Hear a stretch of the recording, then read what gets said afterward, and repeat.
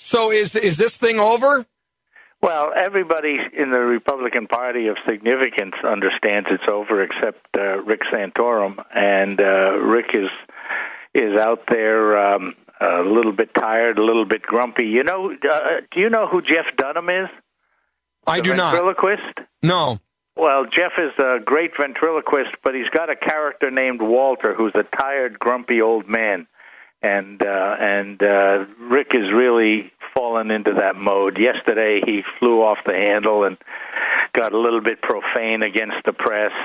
You have to, if you want to be president and you want to run for president effectively, you have to show that you have discipline and self-control and can deal with tough issues. If you're going to scream at the press, so how are you going to deal with the Russians? But let me tell you something. There's a lot of people that scream at the press every day. I can't stand them. They drive me crazy. I understand that, but you're not running for president.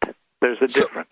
So, but you know, and what he said was he was concerned that his words were being taken out of context when he specifically on the issue of whether or not Mitt Romney is going to have a difficult time running against Obamacare since he has a similar law that he implemented. Yeah, but, you know, Rick also said about 5 days ago that he preferred Obama over Romney, and then he had to backtrack, and again he said he was quoted out of context. He's being quoted out of context. Every time he sticks his foot in his mouth, he says he's being quoted out of context. Let's start understanding that to have a president that can be effective, you need somebody that has some discipline. But even beyond that, we're moving into Wisconsin and Maryland and D.C. There'll be important primaries next week.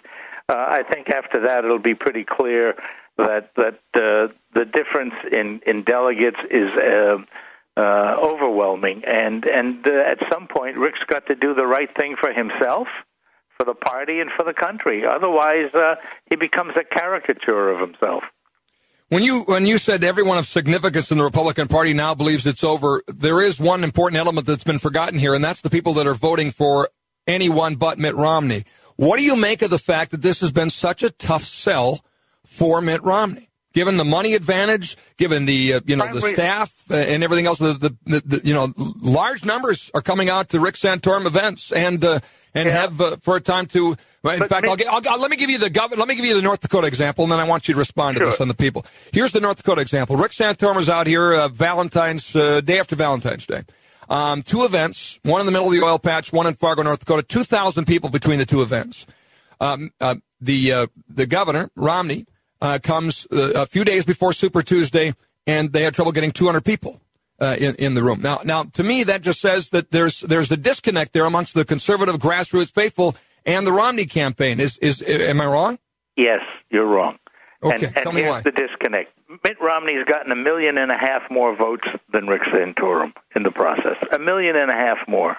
There's really no way for Rick to win this. He's got to get 75% of the delegates. He's not even getting 10%, 15% in some states. So the fact is that this thing is going to end up that way, and he's just letting his ego and his emotions drive this to stretch it out. I understand. I've been in primaries. I've been in general elections. I understand how hard it is to let go.